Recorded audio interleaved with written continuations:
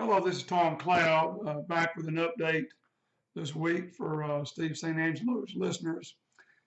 All the calls coming in are about Brexit, and certainly the last 2 weeks we've seen things change, go from the polls that said they would exit the European Union, and now we're back as Cameron, Prime Minister, and the unions came on strong in the campaign, even against the Sun newspapers. They're probably the most respected newspapers in all of Europe.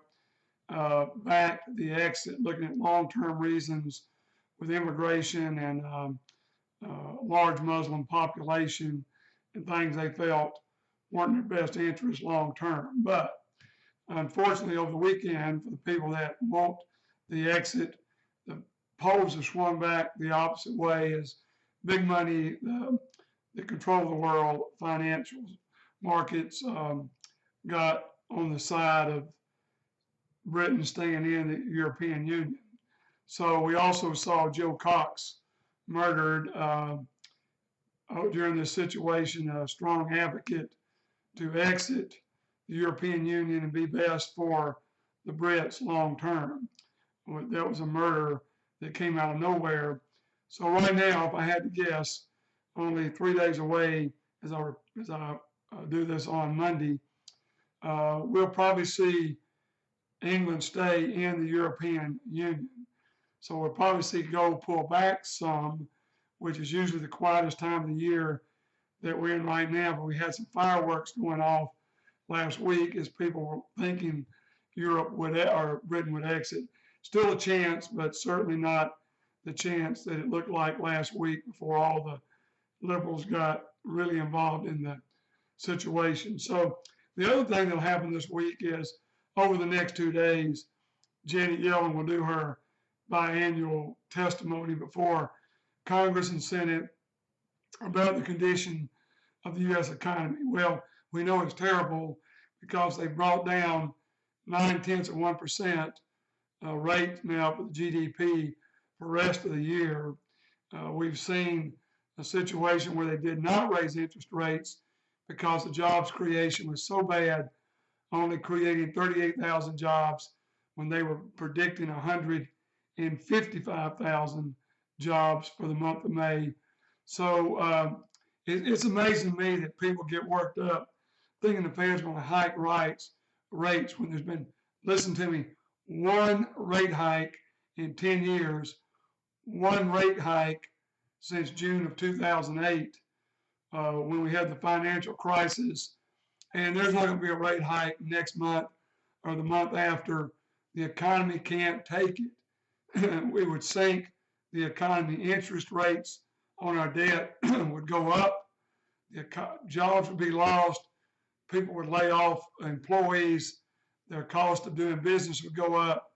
It's not going to happen. And yet we sit on the edge of our seats like they're going to do something different when, let me say it one more time, they've raised rates one time, 1 month in 10 years. So don't bet on it. You could be better betting on quantitative easing coming before any rate hike. So we don't look for that to happen.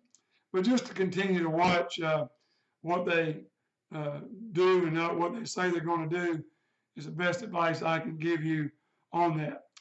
Gold looks pretty quiet right now after the big jump we've had so far this year, over 20% for gold and silver.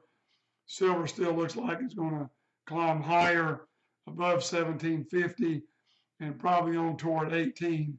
Even we've entered the summer, which is usually fairly quiet, but we still could get some action, especially with the reports out of China over the weekend, with China now buying silver for industrial uses, especially solar panels. And this will continue to be a fact as silver is completely wiped off the planet Earth over the next few years. Some people say 3 years, some say 6.